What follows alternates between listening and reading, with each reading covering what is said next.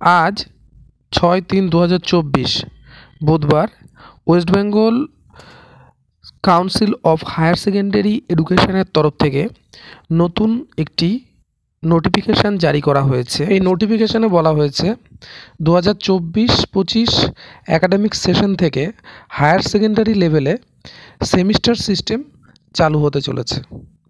এই নোটিফিকেশানে বলা হয়েছে on behalf of West Bengal Council of Higher Secondary Education, we are glad to announce that the School Education Department, Government of West Bengal has given us the permission via memo number eto dated eto to introduce the semester system at the higher secondary level from the academic session 2024 to 2025 from class 11 and subsequently from the academic session 2025 to 26 from class 12.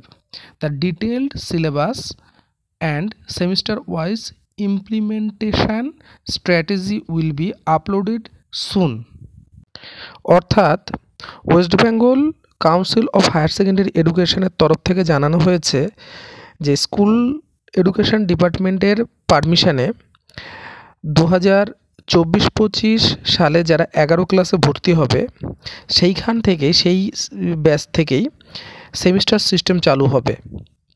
এর বিস্তারিত syllabus এবং strategy এগুলো সবগুলোই পরবর্তীতে upload করা হবে।